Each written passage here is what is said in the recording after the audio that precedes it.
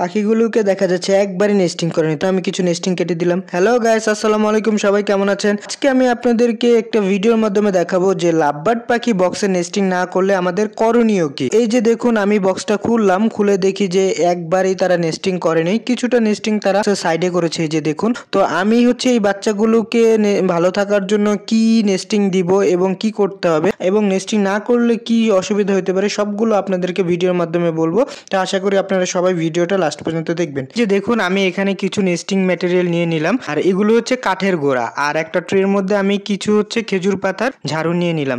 কি সুন্দর বাচ্চাগুলো। তো আমি ওদেরকে একটা সফট একটা গেঞ্জির কাপড়ের মধ্যে রাখলাম। তো এখন আমি যেহেতু ট্রে শুকনা আছে, তো আমি সুন্দর করে এটা ভালো করে পরিষ্কার করে নিচ্ছি। তো আমি কিন্তু ফার্মের কাজ নিজের কাজ নিজেই করি। এটাতে হয় কি, আমার পাখি খুব ভালো থাকে এবং পাখির সাথে আমাদের বন্ধনটা অনেক ভালো হয়।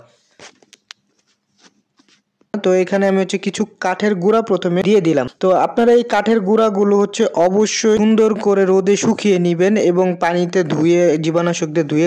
এই কাঠের গুঁড়াতে অনেক ময়লা থাকে। আমরা যখন কোনো একটা কাঠের দোকান বা মিল থেকে এই কাঠের গুঁড়াগুলো আমরা কালেক্ট করি, তখন এর মধ্যে অনেক ময়লা থাকে। আপনারা এনেই দিয়ে দিবেন না, পাখির বাচ্চাগুলোকে অনেক ভাইরাসে অ্যাট্রাক্ট করতে পারে। তো এই জন্য আপনারা করবেন কি, একটা জীবাণুনাশক যেমন ভাইরোসিড, স্যাভলন বা যে কোনো একটা ভালো ভাইরাস জীবাণুনাশক দিয়ে পানিতে ভালো করে ধুয়ে পরিষ্কার করে দেন, রোদে শুকিয়ে তারপর একটা বস্তা ভরে রেখে দিবেন, যাতে পাখির বাচ্চা যেগুলো এরকম নেস্টিং করে না, অথবা বাচ্চা একটু বড় হইলে অনেক সময় দেখা যায় ট্রে ময়লা হয়ে যায়, তখন আপনারা এটা ইউজ করতে পারেন। তো দেখুন, আমি এভাবে প্রথমে কাঠের গুঁড়াগুলো দিয়ে দিয়েছি, এর উপরে কিছু খেজুর পাতার ঝাড়গুলা আমি কেটে দিয়েছি শুকরে। এখন আপনারা বলতে পারেন যে আমি কেন এগুলা আস্ত দিলাম না, কারণ আস্ত দিলে অনেক সময় হয় কি, যে পাখির পায়ে পেঁচিয়ে যেতে পারে, যার কারণে পাখির পা কেটে যেতে পারে। তাই আপনারা কেচি দিয়ে ছোট ছোট হাফ ইঞ্চি করে কেটে দিবেন, ওদের পাও কোনো সমস্যা হবে না, আর পাখি অনেক সুন্দর গ্রিপ করতে পারবে। এই শুকনো কাঠের গুঁড়োগুলো ব্যবহার করার সবচেয়ে বড় সুবিধা আপনারা যখন এখানে এই কাঠের গুঁড়ো ব্যবহার করবেন, আপনাদের পাখিগুলো এখানে পুপস করবে বা বাচ্চাগুলো পুপস করবে, তখন এই কাঠের গুঁড়োগুলো ভিজা ভিজা পুপস গুলো বা পুপসের পানিগুলো এগুলো সুন্দর করে শুষে নিবে। এতে হবে কি, সবসময় ট্রেটা পরিষ্কার থাকবে এবং শুকনো থাকবে, যার ফলে বাচ্চাদের আলহামদুলিল্লাহ কোনো ঠান্ডা সর্দি লাগবে না।